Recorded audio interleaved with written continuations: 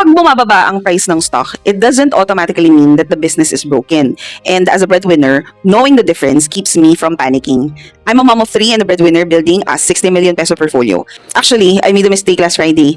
Na-deposit ko yung lahat ng investment allocation ko for the month of July to trading 212 na hindi ko pa na-separate yung supposed 9,000 for Dragonfly. So, iyak muna ang aking Philippine stock portfolio. Wala akong allocation for this month unless may 9,000 pesos ako ma-produce mid-month. Anyway, hindi ko na siya withdraw kasi may fees pa yung exchange pero sayang din kasi yung allocation ko for Philippine stocks. So, kung itatanong nyo kung bakit nga ba nag-invest pa rin ako sa Philippine market, mas malaki naman potentially yung kikitain ko sa global stocks. I think for me, it's very simple. Participation sa local market is important for the country kasi pag nag-collapse yan lahat, tayo rin apektado lahat. Pero syempre, you need to be choosy on where to put your money. So, quick update, we have a total of 27,000 pesos invested pero at the moment, 25,727 lang ang value niya. Bilang nag-drawdown tayo sa A-REIT and Meralco. A-REIT is 2% within range but Meralco 18%.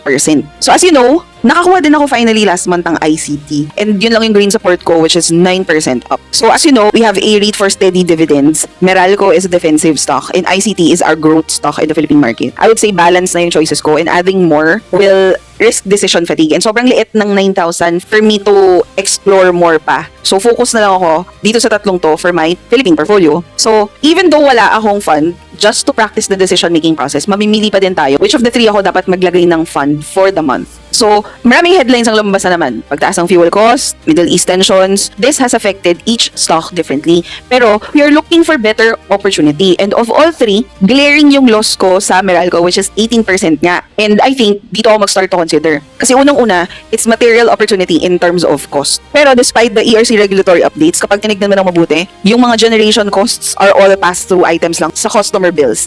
Hindi na ito binabago ang long-term earning power ng Meralco as a company. I know big issue ngayon yung sa system loss, pero kasi hindi tayo nagre-review based on the issue. Nagre-review lang tayo as an investor of the company. So ito nga siya, yung chart natin ng Meralco. This is from TradingView by the way. Ito yung huge drop niya last week. So akala ko nagsistart na siya ulit na umakyat pero hindi pa rin. Bumalik pa rin siya sa 480. So that for me is an opportunity. However, gagawin pa rin natin yung decision matrix. We have to identify if it's price decline or thesis deterioration. Has the price declined materially? Yes. Is the investment thesis still intact? I think so kasi hindi pa rin naman tayo mawawalan ng need sa kuryente and hindi pa rin naman napuputol yung dividends. Is the decline caused by temporary factors? For me, yes. Yun nga yung news on the regulatory updates and yung increasing na price ng energy because of the fuel cost. Does today's price improve expected long-term returns? I think so. Kasi kung bumalik siya dun sa current price niya, ibig sabihin, malaki yung potential for profit yan. So, still the same.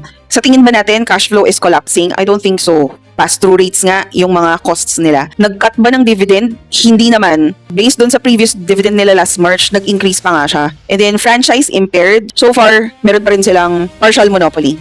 So based on these rules, ang best allotment natin for the fund is Meralco. Attractive pa din naman si ICT, nasa trendline din siya. Yung trendline na sinusundan natin. And si A-REIT is still nasa opportunity level din. Pero malaki yung impact ng 18% drawdown sa Meralco stock, making it significantly relevant for us to consider. Hinuhulaan ko bang tataas siya ulit or baka naman bumaba lang? It doesn't really matter kasi we are not actively trading it. We are investing in it long term. So babalikan natin yung purpose niya. Ito yung nandun sa aking wealth guide. Ang purpose ni Meralco is for stable dividend income and defensive Philippine exposure. The biggest risk is regulatory changes and sustained deterioration in cash flow na hindi pa naman nangyayari. So, ang default action natin is hold and reinvest. Pero for this month, we're considering to buy the stock.